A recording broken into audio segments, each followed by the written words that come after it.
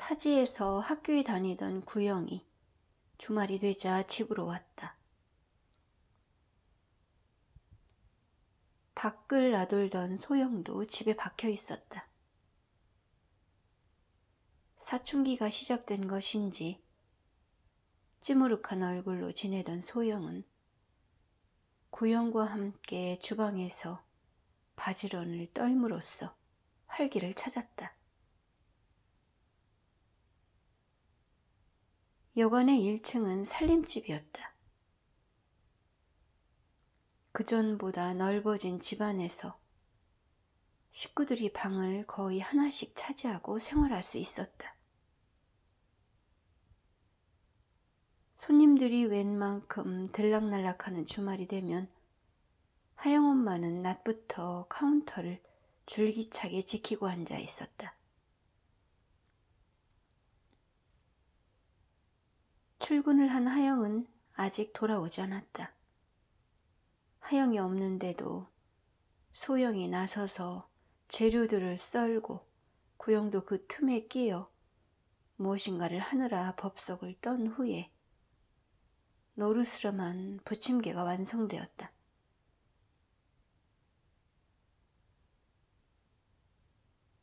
소영이 끼니를 먹는 둥 마는 동안 엄마에게로 부침을 담은 접시를 가져다 주었다. 자영은 청소방의 아줌마에게 부침개를 가져다 준 후 아버지를 불렀다. 금일은 아버지가 일찍거니 5층 객실의 먼지를 털어내고 있었다.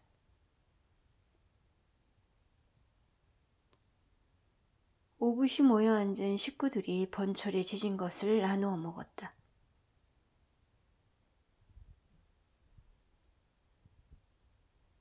키만 컸지 하는 짓은 IT를 벗지 못해 희lun거리던 자영이 고등학생이 된 후로는 조금 듬직해졌다. 자영은 부침개를 먹던 상을 치우고 제 방으로 들어가 얼마간 더 빈둥거렸다. 그러다가 초저녁이 되자 평소처럼 카운터로 나갔다. 주말에는 손님이 끊어진 틈을 타서 잠깐 밥을 먹으러 들어가느라 자리를 비우는 것 외에 엄마는 카운터를 딸들에게 맡기지 않았다.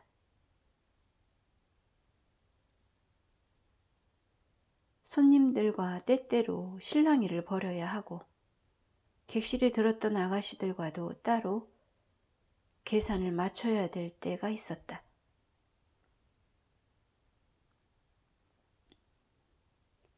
업주들은 때맞춰 아가씨들을 원활히 돌린다지만 연기장사를 하는 숙박업의 주인들은 아기가 맞지 않는 상황이 오면 이곳저곳에 전화를 걸어 아가씨를 구해와야 했다.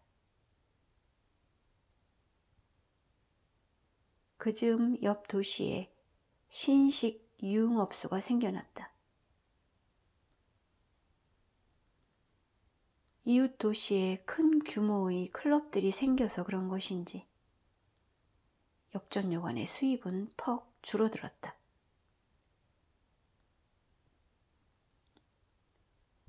여관업은 숙박하는 손님들을 받아서만은 돈이 되지 않았다. 대실이 왕성해야 수익이 발생하는 업종이었다. 카바레로 들어가서 상대를 물색하는 데에 시간을 쓰고 싶지 않은 사람들은 여전히 여관을 찾기도 했지만 근래 젊은 축들이 클럽으로 빠져나가는 경우가 많아졌다.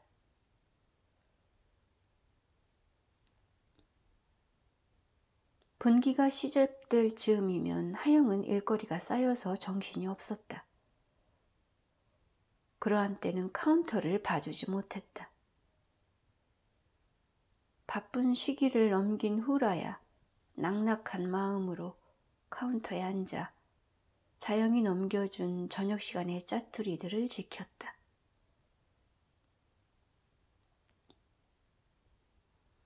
실록이 움트고 꽃이 피는가 싶더니 계절은 어느새 더운 열기가 들었다.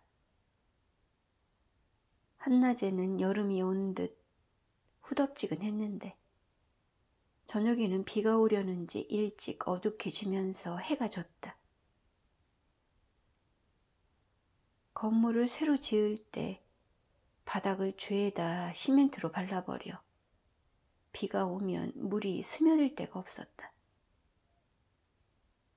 빗물은 공구리를 친 바닥의 미세한 결을 따라 일부는 건물 밖의 도로를 향해 또 다른 일부는 화단 쪽으로 흘러갔다.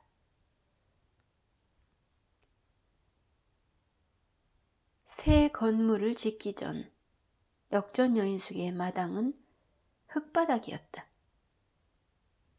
시멘트로 흙바닥을 모조리 덮어버렸지만 대문 귀퉁이의 작은 화단은 살려놓아 자꾸만 그곳에 꽃이 피었다.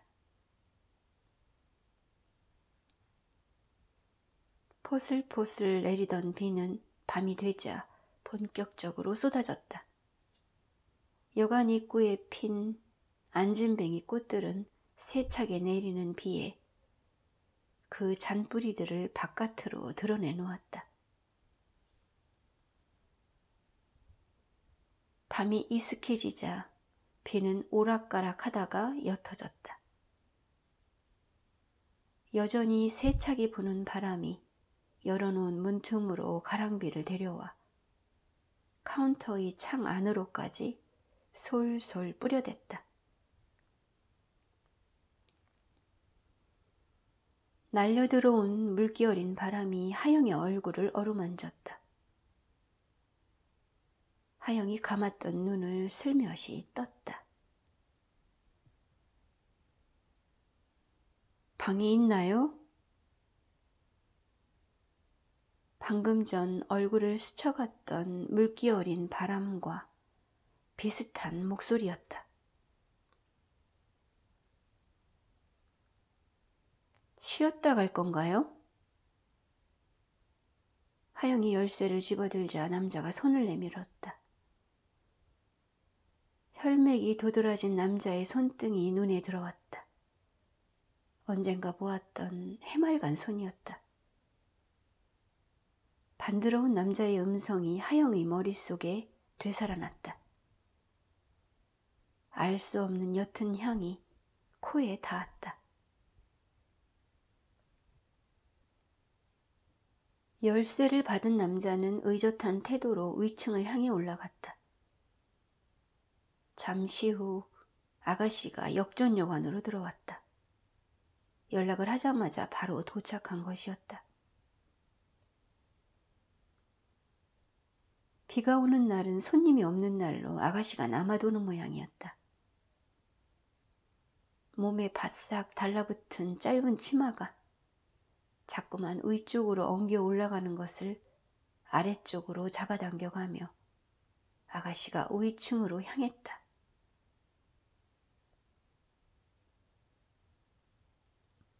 카운터를 엄마에게 넘겨준 하영이 제 방으로 들어갔다.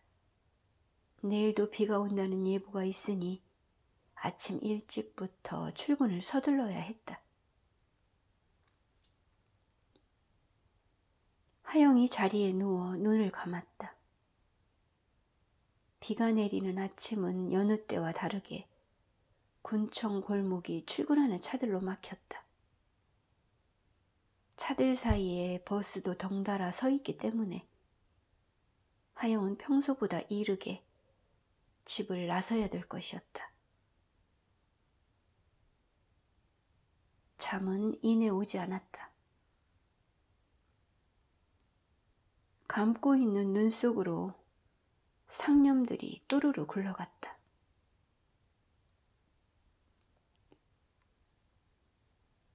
내가 카운터를 보지 않았던 지난 시간의 사이사이에 그는 몇 번이나 우리 집을 다녀간 걸까?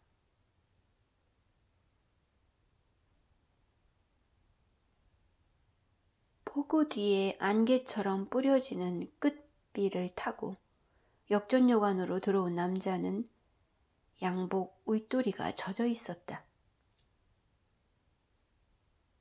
머리카락이 바람에 흩어져 거슬거슬해 보였다. 잠이 들 듯 말 듯 하영이 몸을 뒤척였다. 꿈길에서 하영은 남자가 있는 우이층을 향해 올라가고 있었다. 객실 복도에 이르기는 했으나 남자가 어느 방으로 들어갔는지 기억이 나지 않았다. 손님들의 방을 일일이 두들겨서 확인을 해볼 수 없었던 하영은 복도에 서서 누군가를 기다렸다. 남자의 방으로 들어갔던 아가씨가 아직 가지 않았을지도 몰랐다. 그녀가 방을 나오는 순간 그의 방을 알아낼 수 있을 것이었다.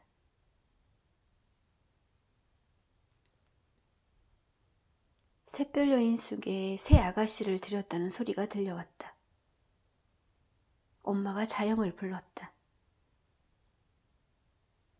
학교에서 늦게 돌아온 자영이 심부름을 하기 위해 저녁도 먹지 못하고 간판불들이 켜지고 있던 골목으로 나갔다.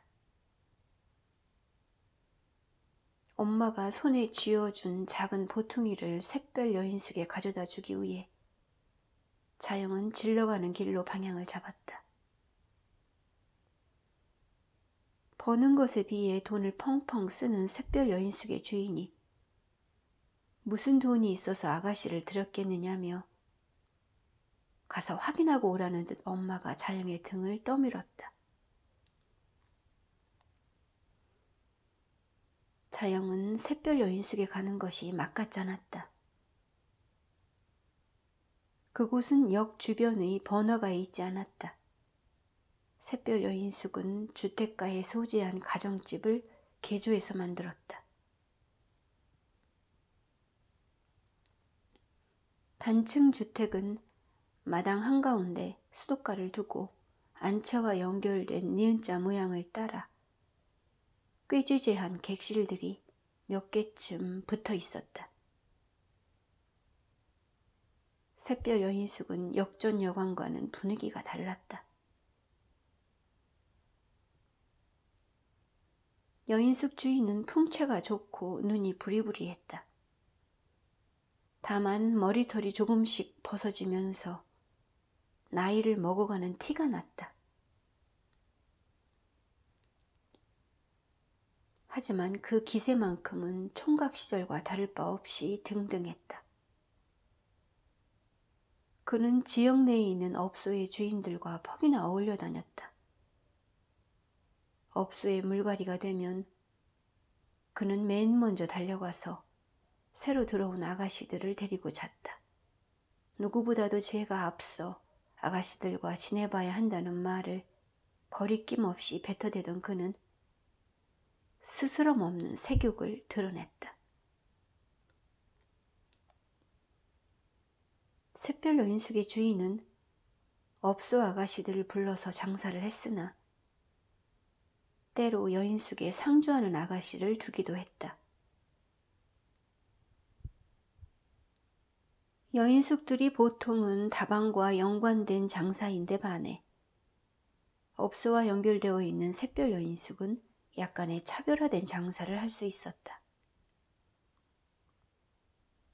손님이 들지 않아 잠잠한 날이면 그는 여인숙에 둔 아가씨를 안채로 불러들였다. 그런 그가 지겨운 아가씨들은 얼마 있지 않아 여인숙을 떠났다.